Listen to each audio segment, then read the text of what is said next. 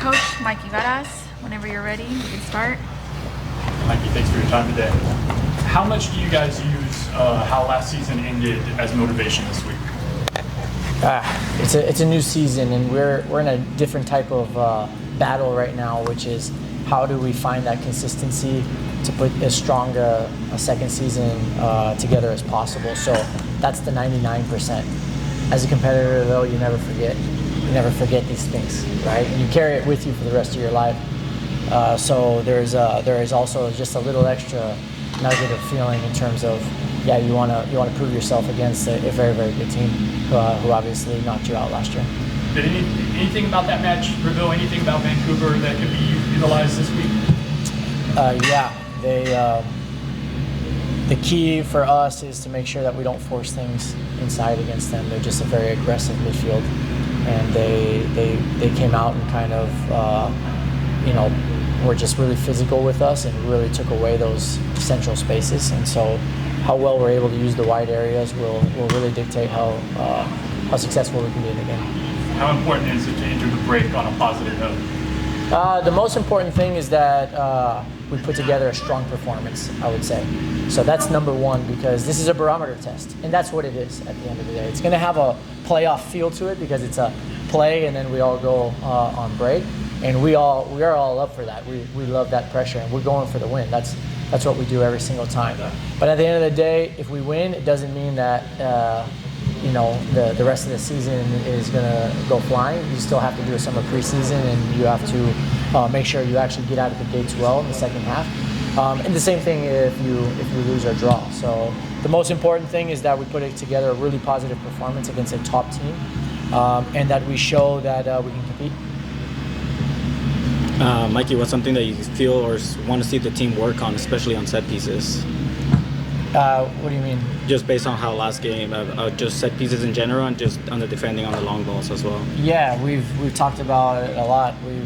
We're a team that's going to have to defend long balls well because we press high, and set pieces has been a little bit of an Achilles heel for us this season, conceding a lot from corner kicks, for example, and this is something that you got to work in the details with the guys. We have a young group who hasn't experienced a lot of those moments, especially when late in the game, because I think it's the corner kicks late in the game are the ones that have hurt us the most.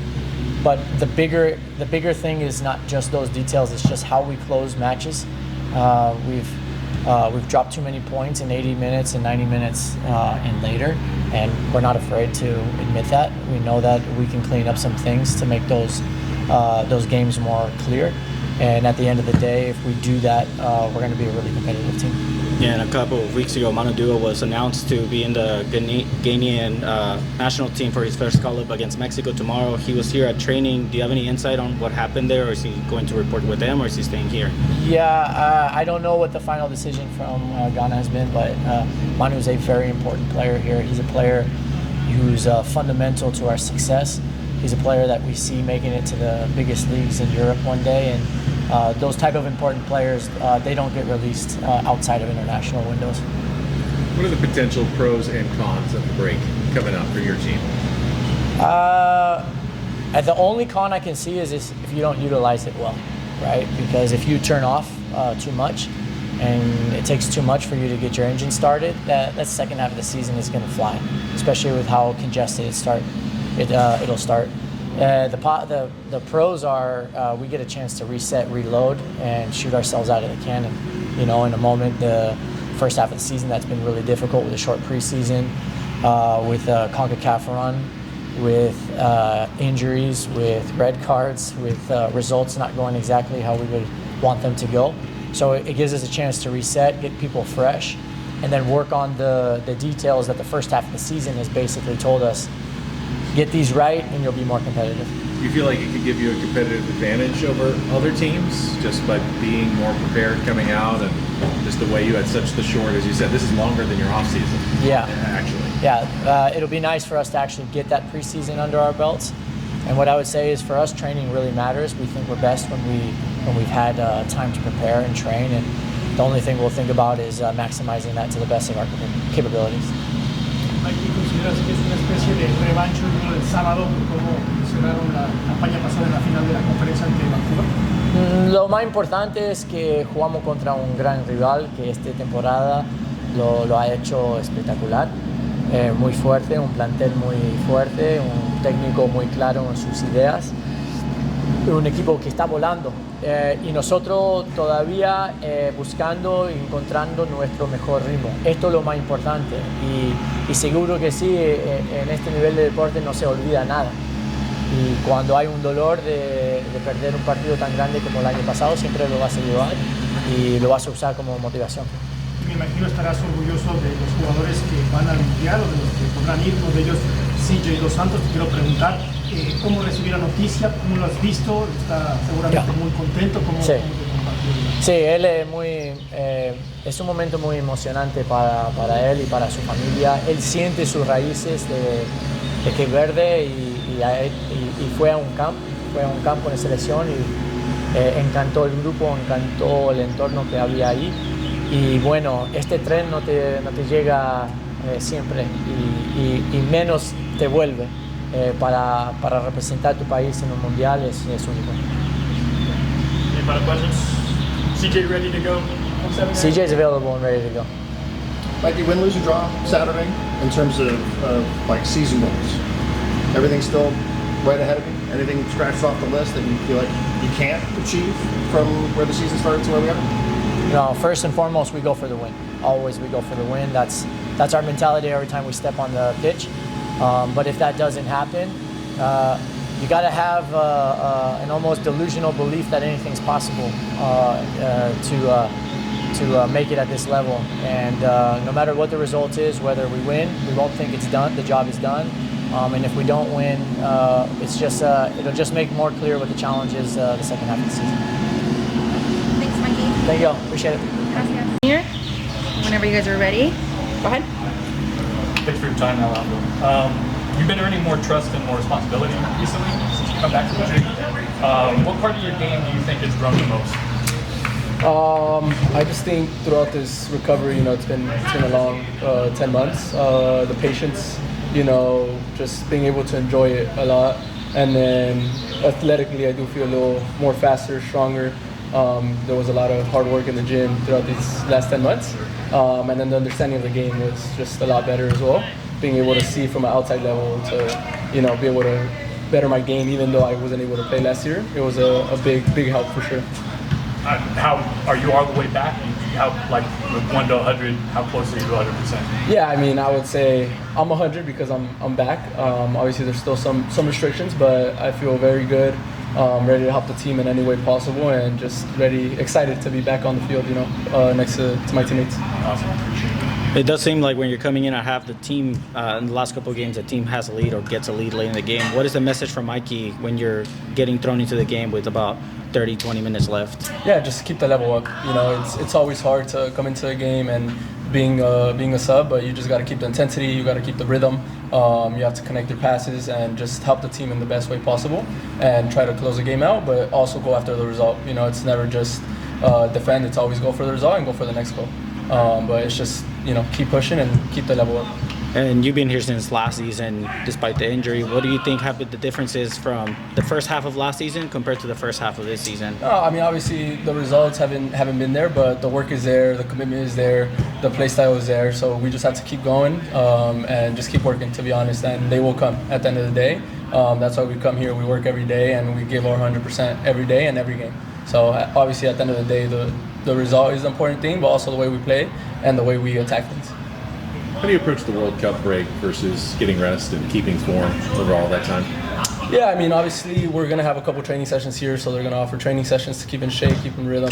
Obviously a lot of the guys that have had a lot of games and a lot of minutes under their belt, they deserve a little break, but we're still going to keep training, going to keep working to be able to attack the second half of the season even better than the first.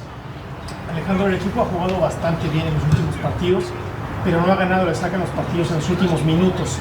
¿Hay frustración al respecto? ¿Qué sensaciones les deja ese resultado? Sí, obviamente uno no le gusta que el empate de último minuto, perder los puntos, perder los 3 puntos, ¿no? de último minuto. Es parte del juego, ha pasado muchas veces, pero nosotros seguimos trabajando, seguimos en lo nuestro, seguimos luchando, seguimos tratando de mejorar y tratar que no pase, ¿no? Al final del día el fútbol es así.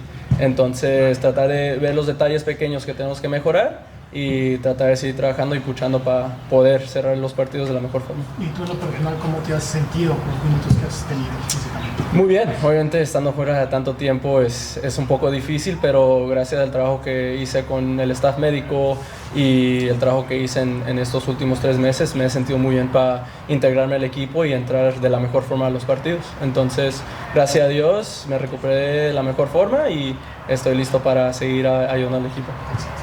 ¿Alguna otra pregunta en español para Alejandro? Thank you, Ale. Thank you guys. Have a good one. Go ahead. Hi, Marcus. Thanks for your time today. You scored 6 goals in the last 4 matches. What has been the key to your success over that stretch?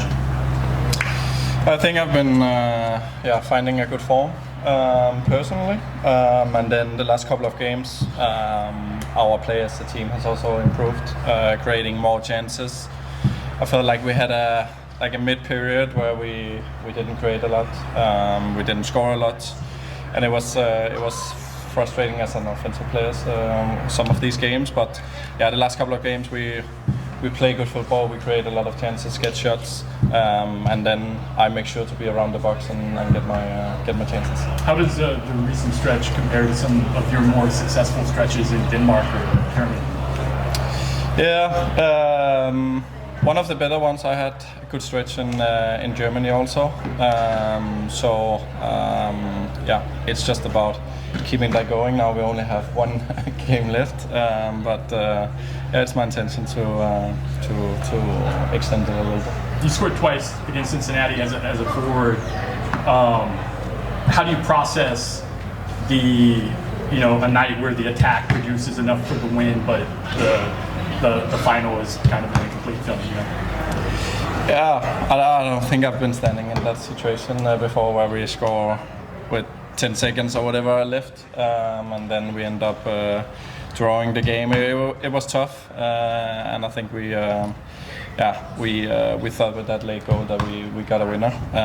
But that's something we've been talking about. Also, the second goal they get is not good enough. So some details in that, but.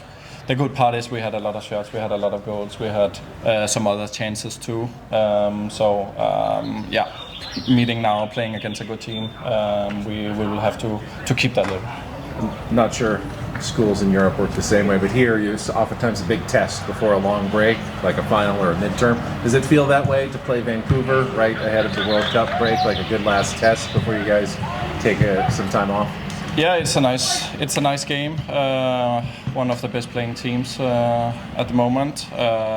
They play great football, but I think we have been playing really great football also the last games. So now it's about getting that result, go on a break with a good feeling, and also as a team been fighting our way out of a tough period.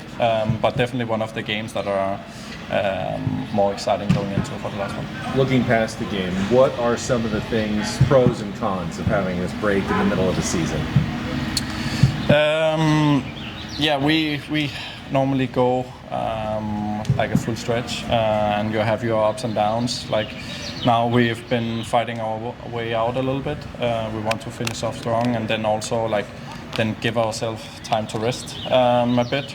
It's going to be a very compact schedule when we get back to play. So whenever the World Cup is done, there will be a lot of midweek games also, and we need a lot of guys to be in form and to be able to rotate in the team. So that part is important, especially when it's going to look like the schedule is this year.